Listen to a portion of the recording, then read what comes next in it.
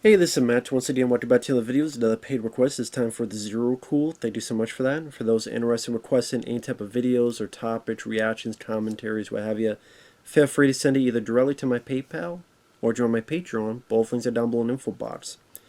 And this is for the pilot of Stargate, Stargate SG-1, Children of the Gods. It's a 90-minute TV pilot. And of course, the show, I know of the show because it became very successful. I think it got like 10 seasons and 2 spin-offs. Crazy successful. It stars Richard Dean Anderson, who had previously been in MacGyver. You got Michael Shanks, Don S. Davis as the commanding officer. I forget the actor's name, but you have Teal'c, who used to be with the enemy, but now he's a friend because he helped save our characters' lives in this premiere pilot. I forget the actor's name, but I recognize one of the officers on the X-Files episode Pusher. He plays the bad guy who pushes people's wills to do his bidding. So I kept, oh, it's Pusher. I mean, that's not his name, Doris, but it's Pusher.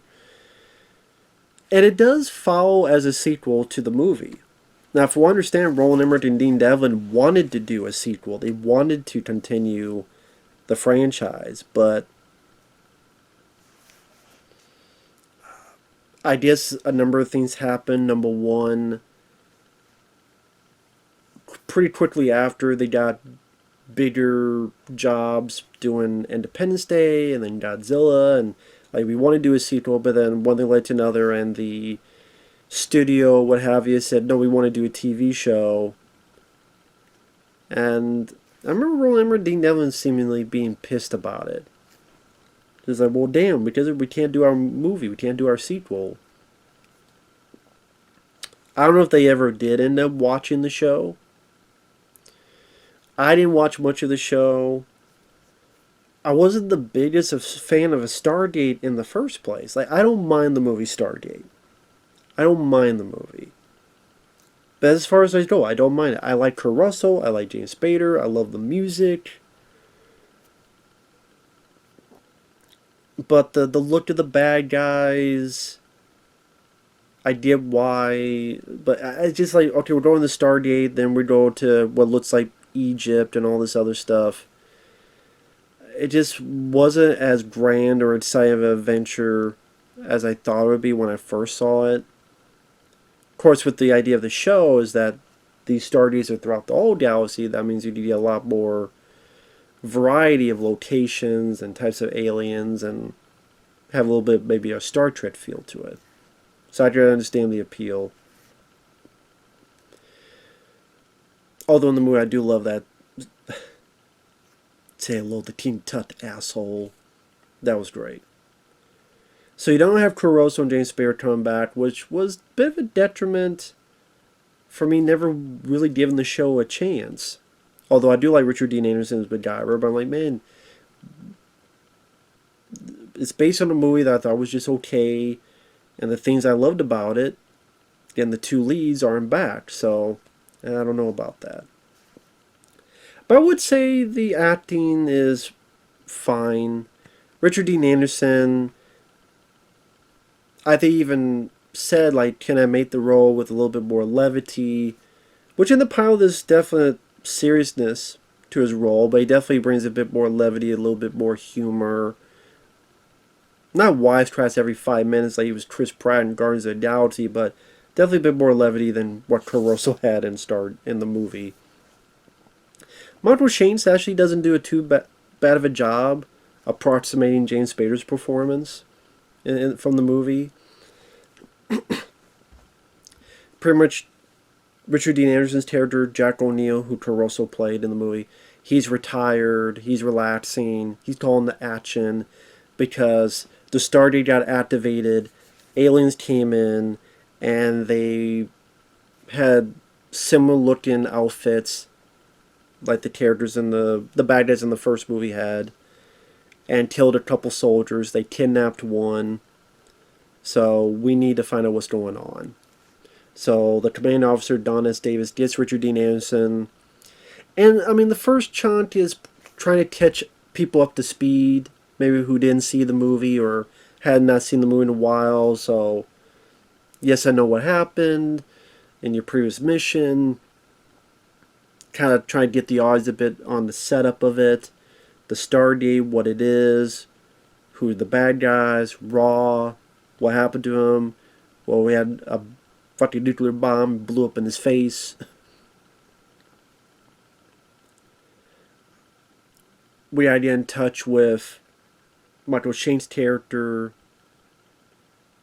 So, because in the movie, James Spader's character always had to sneeze, always needs tissues, Richard Dean Anderson's like, let's send a box of tissues.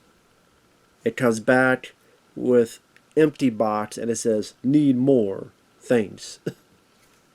To let them know that they've been in contact. So Richard Dean Anderson is now part of this new team called SG-1. You have this lady, I think it's Amanda Tapping's her name, which I thought she did a capable job. You know, able to stand her own 2 feet. I did this and I was in some wars, and is that tough enough for you? Or we don't have to arm wrestle? And they go through and they meet Michael Shane's character. They see Jackson again. Oh, no, not Jackson. No, I'm thinking of Jack O'Neill. Is it Daniel? I'm bad with character names. Michael Shane, who was James Spader in the movie. They meet him again. Who has his wife. The only guy that comes back from the movie is the guy who plays Skara, the son but not son of Jack O'Neill, where, for those who don't remember in the movie, Caruso was in a state of mind because his son had accidentally killed himself with one of the guy's guns, so he was affected by that. But then through the Stargate, he sees this younger kid that reminds him of his son, takes him under his wing to protect him. The actor from the movie who plays that younger guy comes back in this. So you still have a bit of that father-son dynamic. Although it's a bit weird, you have a guy from the movie hugging a guy who's not Caruso, so that has a little bit of a weird continuity, but let it pass. Because I do like Richard Dean Anderson. I think he does have the capabilities of being a leading guy with a nice bit of charm to him. Never really got into movies. I mean, I can't even think of many actual movies he's been in now that I think about it. Maybe he was just more comfortable with TV, but I don't remember Hollywood really taking a chance with him on movies. Does like Tom Selleck he would do Runaway and 3 Men and a Baby and other films I enjoyed. But I don't know Richard Dean Anderson if he ever did any. Yeah, whether by choice or something else, I don't know.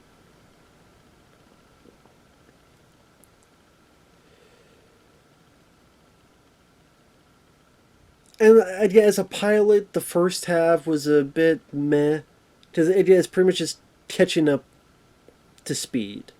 We had to catch up to set up the rest of the show. Or hopefully, if we do have a show, we got to set up what the rest of it will be. So,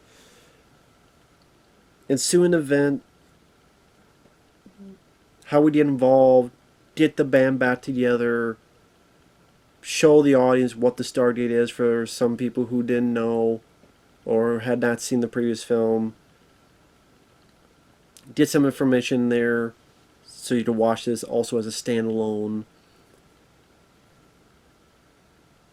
Bad guys come in, they kidnap Michael Shane's wife, they get the kid who looks up to Richard Dean Anderson's character, want to go after them, go through another Stargate, get to another world. I would say that's when it picked up a bit, the second half. Because you have this theme with this group of aliens where this stuff's in their stomach and these parasites come out. And it's done, for the most part, practically. The lady that was kidnapped in the beginning, I guess they try to make her a host for these things, and it doesn't work, so they just kill her.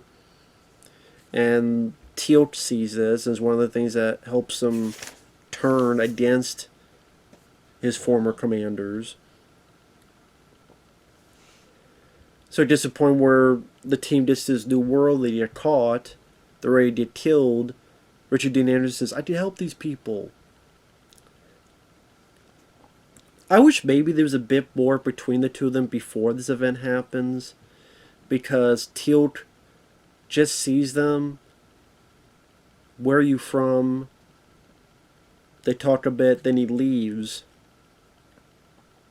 But maybe if there's one thing where, maybe a scene, for example, where one of the guards, alien guards, are picking on some of the other people in there. Because it's not just the team, but there's also innocent people. And maybe Richard Dean Anderson says, hey, and it's like a little bit of a fight, and is able to put up on his own, or is able to kick a bit of ass until they get those spear gun things on him, and he has to back off.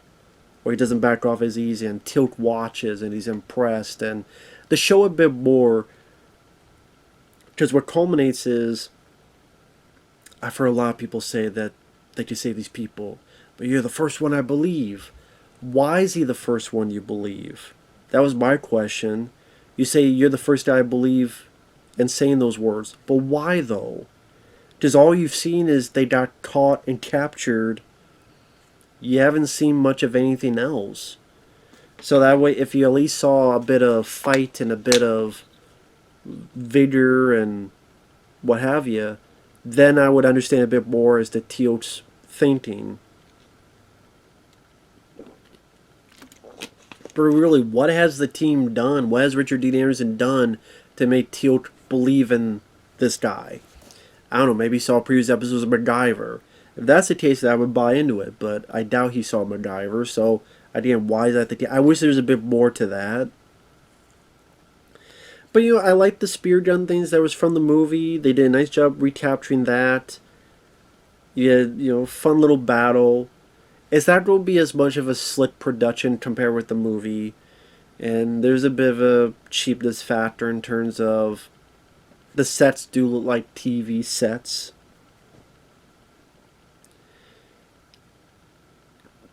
It does look like the budget of a TV show. The Stargate, when it opens up and that pool of water that goes back and forth, the whirlpool like in the movie, that doesn't look too shabby. Like, the spear guns aren't too bad. I keep saying spear gun, I don't know how else to put it. It's like this thing, and they shoot lasers out.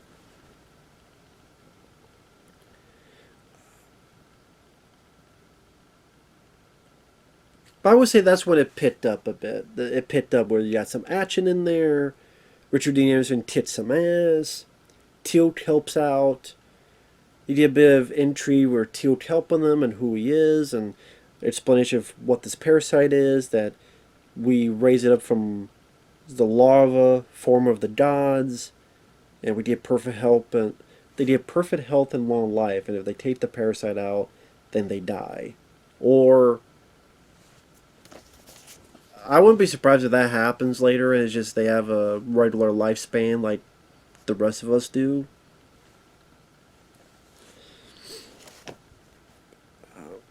They save some people. They get back through the Stargate. And pretty much you get the gist of the rest of the show is they're going to be searching for for Michael Shane's wife and the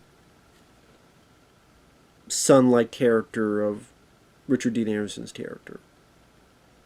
I know there's a runabout way of me explaining all this shit, because I'm bad with character names. Like I said, as a movie, it was interesting a bit to delve. They're trying to create a bit of a mythology for these characters, to show that you have all these stargates around the galaxy. Let's say, because this is a TV budget, it doesn't have the slickness of the movie. The action is fine enough for a TV show, but it's nothing grandiose or anything. It being 90 minutes was a bit rough. Just like the first half, it was a bit rough. It's just, again, getting everybody together and reintroducing these characters to an audience that might not have seen, again, Stargate, or might not have seen in a while. But again, as it went on, and Richard Dean Anderson, you could see a bit more of his levity. Like when he's talking with Michael Shanks at his place, it's like gave him just one bottle and goes, "Man, you're a cheaper date than my wife. You're a cheaper date than my wife was." It seems like one of those things that as the show goes on, they'll be more comfortable, a bit more tighter pacing, and once they're in the groove, then makes it more palpable for the viewer. This is a tough thing with a pilot, is that you're trying to see what worked, what didn't work, fix the stuff that didn't work, keep the stuff that does work. So a lot of pilots are a bit rough around the edges in terms of that. Like I said, I wish we delved a bit more as to why Teal'c.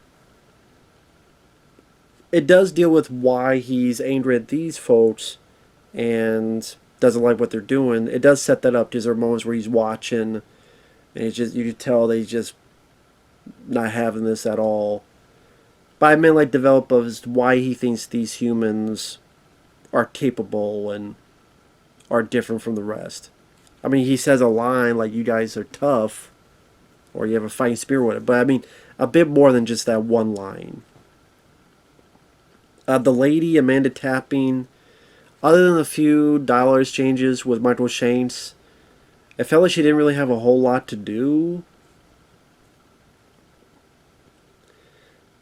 Michael Shanks and Richard Dean Anderson, let's say, did fine. Taking off from, I said, James Spader and Kurt Russell's characters. I guess there were two versions of this pilot. I saw, I guess, I don't know what you call it, director's cut version. Because I guess when this originally premiered, there was female nudity, which I guess was never on the rest of the show, and they took that out. Well, I guess it was maybe the woman that was taken, and they tried to do this parasite. I mean, it's pretty much, if you want to think about it, a fucking rape scene. I mean, this really was trying to culminate in. And it doesn't take, so they kill her. So I'm like, okay, is it going to be a darker show, or is it not going to be a darker show? Is it going to be try to be a darker, serious show? Is it going to be like a family affair, type of show? I guess, from what I understand, like effects were improved compared to the original, and I guess when it's showcased, they use a lot more of the movie music, like, which I love that music in the movie. So I actually would have preferred to hear that, because I think that's a damn good soundtrack. But I can see why, in retrospect, they want to have their own score and have little motifs of the movie, but did them make it their own instead of just shoving the original movie score into it. I do think that's a damn good score. The Stargate movie. So I guess at the end of the day, I think it's okay. Kind of like the movie. Like, the movie has Kurt Russell and James Spader, and has a bit more of a, again, that slick factor because of the budget. So, like, the costumes look a bit better. The aliens with the bird-like armor looks a bit better compared to the show. Because the show, at least the part, they looked a bit corny. They looked a bit cheap. It looks like the cosplay to the movie. These costumes, at least to me. I like Richard Dean Anderson, but Kurt Russell is Kurt fucking Russell. I did not mind Michael Shanks, but James Spader, I'm a big fan of his. So between the two, I would say that the movie has the better cast, slick production value, fantastic score. So I would say between the two, I probably like the movie more than this pilot. I'll put the movie above it. Because again, you got Kurt Russell saying "Say hello to King Tut asshole" and doing the thing that, cuts one guy's head off pretty much and delivers a bomb into a motherfucker's face. Ain't too shabby of an ending. So yeah, I would put the movie above this. But I thought this was more than serviceable. Like I said, I see Richard Dean Anderson again after seeing him MacGyver. It does seemed like it's going to create a bit of a backstory mythology to these bad guys that you'll learn more about throughout the show. Like I said, the whole larva that's inside these pouches of these aliens, and again, some decent practical effects. I just see the potential of the show as it goes along. So, if his job is to interest you as to what would happen in the future, it did its job well in that front. Because I do think, again, the acting is capable, the team, Richard D. Anderson, Michael Shane's, Teal'c, the lady, they have a decent enough group factor to make you intrigued to see where they go next and what happens next. And because the setup with all these Stargates, what creativity you could get out of that, what possibilities you get out of that. So you see the potential. At the same time, there is an end goal, so that means it's not just them randomly going somewhere and nothing else happens. No, there is an end goal they hope to have. Get their wife back, or get the surrogate son back. So overall, yeah, I didn't mind it. I thought it was okay. Didn't love it, but I thought it was okay. So with that said, thanks for watching. Take care. We'll see you guys later.